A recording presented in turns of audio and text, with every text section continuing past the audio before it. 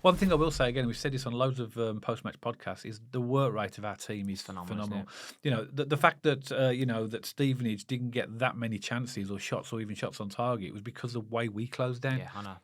Everybody, whoever you put in our team, whoever starts, they're all coached to like run, Chris Davies. block, and it's absolutely brilliant.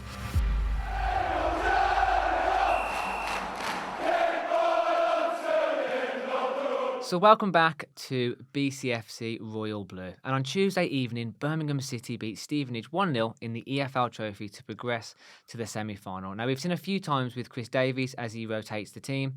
You know, we do have a lot of changes, and it does sometimes create that disjointed performance. And that was a little bit similar to the Stevenage game. But ultimately, we won 1-0. Who cares?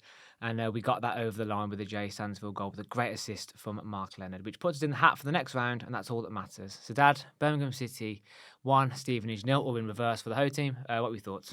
Fantastic, wasn't it? When we was at Swindon, weren't we, for the last round, Matt, and we felt that the game was going on, and in our mind was penalties, wasn't it? And as the game went on, and I thought we played well, by the way, and we created a lot of chances, and we should have scored more goals, but it was getting to that stage where you think, oh, this could go to penalties now. And then right at the end, who pops up? And you're right, and I think it's right to actually mention Marc Leonard's contribution, because that really. I think we need to do more of that in terms of trying to split defences like that, because we try and play pass, but those type of balls are what do get, and it proves it. And a player like Jay Stansfield, that's his game. I'm going to jump in immediately off the bat, Dad. How many times have we said on this podcast, Jay Stansfield makes some brilliant runs, but we're not brave enough to pick him out. We don't seem to do those little dinks. Or we saw it when he scored against us for Fulham. He lost Laird, cut in and scored an absolute screamer against us. But that's because the Fulham players had the intelligence and the courage to pick him out. We don't do that. That shows to me that when we start picking Stansfield on, that we can do this more and carve through. Yeah. And what a goal. I mean, might as well start with the goal. I mean, we can obviously build through the game, but it was a fantastic goal, wasn't it? It was, and it was a time when we needed it. And I think Chris Davies had obviously brought on the reinforcements because he wanted to try and go out and win the game. So we did. I mean, once you're into penalties, it's jeopardy, isn't it? It is 50-50. It's 50-50. And we brought on the big guns, as we would say, who were on our bench, and of which Jay Stansfield was one of them. And again, I think what you got to remember about Stevenage is they've got one of the best defensive records in League One. So they and you could tell by the way they play, they're very, very compact, but in an organised way. Some teams are just like, they're not like that. They're not as organised as that. So they're always going to be a tough nut to crack. And the ball from Marc Leonard, the vision to literally, and actually what I liked about it as well, it was right down the middle as well, because I think what we tend to do is we look to play it to the wings, don't we? There's always a look up to see who's on the wing and whatever, but this was straight down the middle. And it was such a well-weighted pass as well, because it went over the defender so that Jay could run onto it, and with his pace. Yeah. And what I like what Jay did as well, he took a few touches, and instead of trying to leather it, he waited to get closer to the goalkeeper and then just literally dinked it. It was a really intelligent goal, Dad, because he baited the keeper out, or the keeper started rushing, he held it, and it was awkward because it was kind of bobbling, wasn't it? Yeah. So it wasn't as easy as it possibly looked, but he waited, he was patient, keeper came off his line. Lovely little dink on the bounce. So great finish, great goal. And as you say, I want our players to be picking Stansfield out a little bit more. And Alfie May makes good runs as well. We just don't seem to pick the strikers out very well in open play. We can talk about some chances in the game in a minute where we had really good build-up play. And I thought as a performance, it was a good performance overall from us in terms of the style of play. The chances we created, we created quite a few. And we never really felt that Stevenage were a real threat, apart from that one, which Bailey Peacock-Farrell made a really good block as the player was running through. And highlight that more, Dad, because Bailey Peacock-Farrell has his critics, but you've got to give credit where it's due. That was a fantastic save. Absolutely, and that could have been, if he hadn't done that, they could have gone one up. And of course, when they go one up, they got something then to defend, and that would have been a problem. So that was actually a really, really key part of the game. That was. Yeah. But Chris Davies made 8 changes to the starting lineup, because we were all wondering what's he going to do, because obviously when you think about what's coming, we've got Newcastle coming up on Saturday, and then a few days later we've got Cambridge at home, and a really important game for us in League One, one of our games in hand. So you wonder what he was doing. I was surprised, and Matt reminded me of this off air. Firstly, Matt predicted the score. Let's get out of the way. He did say it'd be a tight game, it'd be a late goal. Did you say 85th fifth. Something like that, yeah. I said 0-0 at half time, close, cagey game, and then we'll win it late on. So I don't get many chances to brag on this podcast, Dad. My score predictions are awful. I always get the scores wrong, and I got it right. And kind of the prediction of the game, I'm taking it. Yeah, but let me just say the goal was in the 83rd minute, so pathetic. you were 2 minutes out, but fair play to you. But obviously you did call that as well, but also. In that pre-match video, I said Clara would definitely not play in this game, didn't I? You did, yeah. And I thought every time, this is what predictions are like, isn't it? And when I saw him in the start, I thought Matt's going to remind me that, and he has. But I was driving. Just to let everyone know, I was driving home from my place of work earlier. It was about an hour drive, and it was making me laugh. It's not even that funny, but the fact you said he will not play this game, it really tickled me. Anyway, there you go, Dad. I've given you some abuse. Now we'll crack on. Yeah. So the starting lineup and what Chris Davis did, he made 8 changes from the starting lineup against Rotherham. So into the team came Bailey Peacock-Farrell. Bielak came back into the team as right back and as captain. Grant Hanley came in. Marc Leonard started. Harris started. Luke Harris. Alfie May started. Scott Wright started. And Yuki as well. The only 3 players that remained in the team from the team that started against Rotherham were Christoph Clara, Alex Cochrane and Kieran Dowell. Yeah. I thought Kieran Dowell was good again. I think he what he's given us is it's creativity. Absolutely. Which we've lacked. He's looking for and his set pieces are good, his corners are good, but he's looking for that outlet. Some of the balls he tried. Yes. A good word, unlock, isn't it? Yeah. He played very, very well, I thought. I mean, he gave the ball away a few times, but I think it's inevitable that players are going to give the ball away. One of my favourite chances that we had in the first half, Dad, was Dowell kind of done this nice little spin on the halfway line, lost his man, brought it forward. I think he played in Scott Wright, and it was a good save from the keeper in the end. But it was Dowell who turned, skinned his man, played him in. It was really good build-up play. And we said in the Dowell signing video, Dad, if you haven't watched that, please feel free to go check it out. We said his biggest attribute in that number 10 role, because that's where he's played for Norwich and the championship level teams, is to unlock teams. That's his thing, his creativity. And I think we're seeing it. I mean, what Rangers are doing up there, I have no idea, Dad, because Ben Davies has been outstanding. Dowell's looking like a real player. And fair enough, Scott Wright, he's been injured and he hasn't had as much impact, but he's still a good player. I'll tell you something, man. He's worth a mention as well, because I felt particularly in the first half, he got through and he created put a lot of crosses. He's quick, isn't he? And he's very quick. So I thought he had a good game as well. I think he's improving in terms of he's still coming back from that injury, but he's definitely getting there. And he was a real threat that he was. And I think they were really concerned about him, Stevenage, because they were putting 2 players on him, and particularly in the first half. In the second half, he was also good. But yeah, I mean, we did create chances. 8th minute, Scott Wright received the ball on the right-hand side of the penalty area, and he passed it into the path of Yuki, who is almost a misplaced shot, and he went straight to the goalkeeper. It was a tame shot, but the build-up was really, really good. Stevenage, they set up well, didn't they? But you knew that they would be, because they had just come off the back of 3 successive victories in the league, and that was away at Wrexham, away at Barnsley, and Exeter or somebody there. But they won 3 in a row, and they was always going to be confident. I did feel, though, as we've said in previous matches, Matt, I think in the first 20-25 minutes, our tempo was a little slow. Agreed. Which is something that we know about and that we've mentioned in previous podcasts. But the football was good. Yeah, there were pockets of the game. Yeah. I thought it was like watching paint dry. Like it was a little bit boring, weren't it? Just in pockets of the game. But overall, though, as you said, I think if we pick that tempo up and pick that pace up, we are dangerous. We can really go at teams. But for me, a good word to describe it, for me, my personal opinion, is effective. Yeah, it was an effective performance. And this is what I'm loving, Dad. I said on a pre or a post match recently, we have really good technical players. Chris Davis has got us playing short. They call it tiki-taka football, build-up play. But actually, what I'm loving is this new grittiness, this new grinding. And there's Blues fans who like to moan about, it's not pretty football, I'm not battering teams. I couldn't care less. I just love winning, and I'm quite old school. I love a gritty performance and a fighting and scrap performance. And the fact we've got that in the locker now to get through these kind of games. Because Stevenage, Dad, they're frustrating to play against, aren't they? Because they're compact at the back. And I think they did a pretty good job in the game of frustrating us in certain parts. With their defensive setup, they were compact.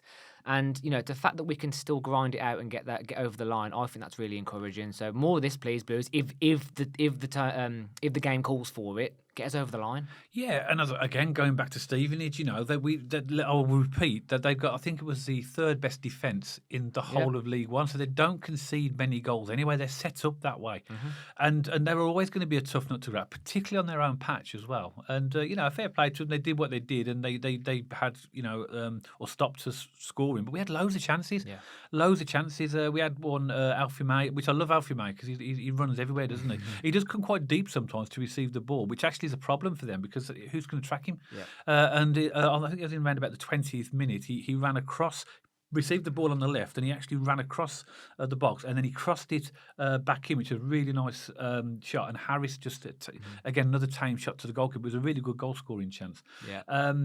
And right again, in about half an hour, he turned in the box, good build-up play, and then forced a save from the goalkeeper, which just went past the goalkeeper's right-hand post, and that went out for a corner. That's it. I mentioned earlier about Dal turning on the spot. That wasn't the right chance. It was Leonard that played in right and right shot. Dowell did a turn, played in right, and he crossed it to Alfie May for that sort of again another tame header that went over the bar really. But the point is we had a lot of chances. And I know Blues fans are going to relate to this because we've banged on about it. Everyone bangs on about it. We need to start putting these games to bed, don't we? By being more clinical in the final third. Yeah, exactly. And maybe the goal that Jay Stansfield scored in that game is an example of the type of ball that we need to try and play more often. Try and find that penetrating ball rather than pass, and trying to pass it around players. You try and find that incisive ball. I can't remember who it was. There was one ball that didn't get to where it needed to be, but if it was literally it might have been Leonard. Or maybe it could have been Dowell. I think it was in the first half. They played a ball that actually went almost cutting through, and literally the defender just got a touch to it. If not, it would have put May through on goal. Yeah. But again, it's just trying to find. I think that's what Dowell gives us. He's looking for these incisive balls, which we've definitely lacked. Right near the end of the first half, around about 40-41 minutes, Dowell put a ball into Scott Wright again. He went to the goal line and crossed it, and Alfie headed it, which was not too far over the. I can't remember if the goalkeeper saved it. It went just over the bar, but that was a really, really close chance as well. Yeah. Also, Stevenage had a goal disallowed for offside. They did, and they had a couple of half chances on the counter attack, didn't they? Because we said in the pre-match video that their style is compact first, good defence, and then they will try and catch you on the counter, maybe a long ball, and we saw that at times, didn't we? And on the odd occasion, there was a few problems there, weren't there? They did break through a little bit too easy for my liking. Not too many times, but there was a few chances for them. Yeah, you got to expect though, and we said this before, haven't we? That all teams at some point are going to have chances, aren't they? So apart from Bristol Rovers, but all teams will have a go and have a chance. But they did, but no changes at half time, which I thought was the right thing. I thought we were playing pretty well in the first half. We just couldn't get the ball in the net. And again, we started the second half really well. Again, Scott Wright again pulling the ball back to Dowell, whose shot was deflected out for a corner. And Blues look really lively. One thing I will say again, we've said this on loads of post-match podcasts, is the work rate of our team is phenomenal. The fact that that Stevenage didn't get that many chances or shots or even shots on target was because of the way we closed down. Yeah, I know. Everybody, whoever you put in our team, whoever starts, they're all coached to like run. Chris Davies, block, and it's absolutely brilliant. 62 minutes was the chance that they had where it was a through ball, wasn't it? From the Hemp, I think ran through for Stevenage, and Bailey Peacock-Fell ran out and blocked. Because that was a good chance for them. That was, and that was fair play to our goalkeeper for saving that, and that really then kept us in the game, and we could build on from there as well. Chris Davies made his first subs around about 70 minutes, I think. Scott Wright and Hanley went off, and Laird and Stansfield came on. That told you that Chris Davies wanted to win the game. Didn't Keshi Anderson come on about 57 or 67? He came on a little bit early, didn't he? There was some subs before Stansfield. Yes, there was actually. Yeah, 56 minutes. Yeah, I thought that was. Oh, sorry, I missed that. Anderson and Water came on for Harris and Yuki. The reason why I say that, though, because fair play, you always say, you have said on this podcast, if you're going to make substitutions, they have to have impact. impact. There's no point in making subs for the sake of it, basically, you know. And I thought that when Keshi came on and Stano came on, they kind of turned the game on its head. Yeah. A little bit. They Yeah. especially the last 15 minutes. We should have been playing how he was in the last 15 minutes for the whole game. I thought we looked good. That's why I think that's why he bought and they were impact subs, weren't they? Yeah, based upon those subs, when Anderson and Iwata come on for Harris and Yuki, I've got to say that I felt a little bit not sorry for Yuki, because I love Yuki, everyone loves Yuki, but in the first half and before, he does look now a little bit laboured and slow, because I think that, you know, we're playing football that is pass, and but there's no Yuki's more of a target man, in my opinion. He always has been. That's exactly what he is. Yeah, but we're playing the ball on the floor to him. Of course, if he's going to run with a fast defender, he's clearly hasn't got the pace that he used to have. And I just felt like, you know, that we weren't using him to his strengths. You know, if you're going to put Yuki on, in my opinion, you've got to put a few high balls into the box. It's like crossing to Alfie May is a bit pointless because he's very small. Yuki is a proper target man. I just felt that Yuki's performance in the first half was hindered by the way in which we were trying to play. How old is Yuki now, Dad? About 37? 36? I'm not no, sure. He's not that old. He's not that old, is he? No, 33, 34 maybe? He's coming towards the end of his career. I just, you know, and this is not we all love Yuki to bits, and you know, I think it just shows you that this is probably going to be his last season as a footballer for Birmingham City. Hopefully for many years I completely agree, Dad. Stuff. He does look a bit jaded now. Like he's the energies in the legs, and also as well. More importantly than that, he's in a system that doesn't complement him. You know, Yuki would be decent at someone like Wrexham, because the pure carnage they get going in the box. I reckon he'd score loads of goals in a team like that, but we don't play that style of football. Yeah. So if anything, I think you're doing a disservice in some regards by playing him in the system Chris Davis wants to play. I think that's the point I was making, Matt. That's exactly what I was making. You know, he started up front, and fair play. You know, he started the game, and but it's just that when there was a few through balls that were put through to him that he was expected to run onto, and he must be thinking, oh, I've got to run after this now. But because you got a lot of younger players in the opposition team, and they're going to be faster, and they're going to get to the one who's cut out a lot, really. But younger Yuki, Dad, was never a run-on kind of striker. That's not his style. Yeah, he had a bit more pace when he was younger. But you're right, he's not electric. He was never a striker you played in. Yeah. He was a striker you crossed into target. Yeah, that's what I'm saying. Exactly. And we didn't do enough of that to suit him in that first half as well. I love it when I watch Clara drive through. Around about 73 minutes, he drove forward and he played in May. And May shot it really powerfully over the bar, but I just love Clara going forward. It's like, you know, sort of players bouncing off him and on his top of that was really good. And then 80th minute, you know, Stansfield turned well in the box with the ball behind him, turned round, shot, but the defender blocked it and it went out for a corner. Can I ask that? Why did you think Bielek's goal got disallowed? Oh yeah, it was a good finish that was as well. He must have been choked. Now, the reason it was disallowed is because the ball before that eventually went out to Bielek, Laird was challenging for it, and he didn't try and bicycle kick it, but I think he had a high foot, and I think because he had this defender behind him, so I think the ref gave the foul that Laird, and just 2 seconds later, the ball goes to Bielek, who actually pings it into the goal. That's it was basically a foul. I couldn't really figure it out, and I was looking on social media like Blues fans, like, why was that disallowed? That makes sense now you've explained it, but I mean, again, Dad.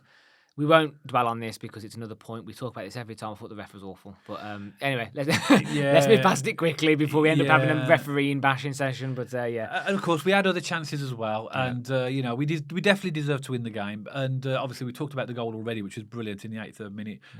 Stansfield got booked for his celebration. And you're talking about the referee. He's booking people. I don't know what Stansfield did. He went into the crowd, didn't he? Or he put his arms in the crowd. You're not allowed to do that. It's a bookable offence. No, it'd be a bookable offence if you push the referee into the crowd. But I changed the rules, didn't they? That about 10, 15 years ago. You can't take your top off after you celebrate, and you can't go into the crowd. It's seen as like inciting or whatever they call it. Seems like a silly yellow. But you know what? If players score a goal, you want to go and celebrate with your fans. I mean, as long as you're not causing anybody to be dangerous. Use common sense, refs. You know. Anyway, yeah. But as you said, Matt, overall for me, a good win against a team that have got a decent record against better teams in this division, and they never really troubled us. You know, their manager Alex Ravel, I listened to his post-match interview, and it's the same old story. Looks like every other manager, fine margins. You know, we had a chance. If we'd have put that away, it's different, and then completely discounted all the good chances that we had. But we deserve to win that game, definitely. Again, I know possession, like 59% possession. We had 15 shots, of which 8 were on target. That's a good ratio of shots on target compared to shots. Stevenage only had 7, just 1 on target. So again, another stat that backs up that we deserve to win that game. Yeah. I thought Scott Wright was great. Dal was good. Some good performances as well. If we're going to highlight the peak though, that it was Marc Leonard for me. Outstanding Yes. Man of the match for me. I thought he was outstanding. Yeah, and of course we got Bailey Peacock-Farrell to thank for that save as Absolutely. well. So into the semi-finals now. Now Wrexham and Port Vale played yesterday. I didn't realise until I looked at it on the Sky app that was a previous round game. That was so. So Wrexham now have got to play Bolton in their quarter-final. When the semi-final draw is made, Bradford got through. So it'll be us, Bradford, Wrexham or Bolton, or Peterborough or Cheltenham. Yeah. And it's a one leg, I believe, from what I've been told. Okay, it is one leg. Okay. I believe so. Fair enough. And there's no regionalisation now, so the draw is for Open. whatever 4 teams left. It's open, and then we're 1 game away from Wembley. Yeah, I know. You know what, Dad? All Blues fans will agree the league is the priority, but I would love a day out of Wembley. I won't sniff it. All of us. And now we're in the semi-finals. Why not have a proper crack at this? Let's just get ourselves to Wembley if we Do can. you know what, mate? If you enter competitions, right, the best thing you can do is win them. Exactly. You don't choose, what type of they are. They're in this league, therefore we play in this cup, and therefore if we win it and we get to Wembley, or if we get to Wembley. So what? And of course, we'll have fans of other clubs taking the mick. Let them, we'll enjoy our day out at Wembley if we get there. We'll enjoy our day out at Wembley, and we won't care what other people think. Absolutely. But of the teams you just mentioned, is there anyone you would particularly like, look forward to, fancy going away if it was there? Any teams there? I'd love, because we haven't had one yet in the sort of the knockout rounds. We haven't had a home draw. Yeah. So we've been away at Exeter, Swindon, and Stevenage. Yeah. I'd love a home draw, and I'd take any of those teams at home. Yeah. But if it's going to be an away game, I'd love to go Bradford. Yeah, I completely agree. Bradford, because I think Bradford we get a decent allocation there. Obviously, if it's going to be Wrexham, they'll only give us about 1,200 tickets, won't they? So I'd like, if it's going to be an away game, I'd like it to be Bradford, but I'd prefer a home draw against any. I'll take any of those teams at home. Yeah, same.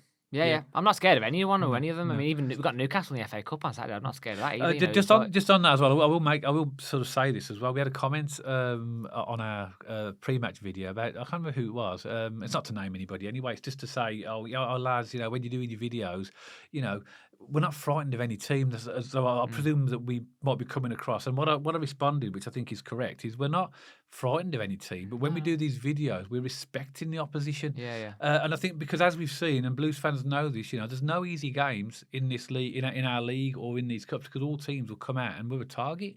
So we're not frightened of any team. It's just that you've always got to respect. The minute you don't respect the opposition, that's when you've got problems. Also, as well, we always give a balanced argument.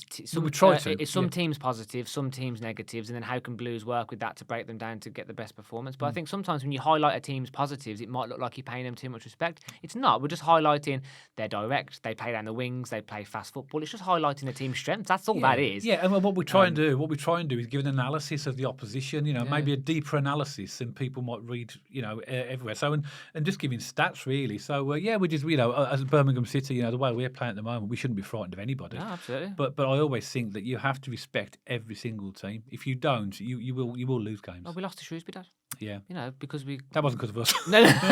Well, we were there, maybe, and we were at Charlton. Maybe we are the problem, Dad, who knows? But lots of positive things at Blues, and we move forward to the semi-final, don't we? Absolutely, fantastic. So as always, Birmingham City supporters, we'd love to hear from you. Please let us know your thoughts in the comment section below about what you felt at that performance. You excited to be in the hat for the semi-final? Anyone you particularly want? Again, please drop us a comment below in the section, and me and Dad will get around to it as quickly as possible.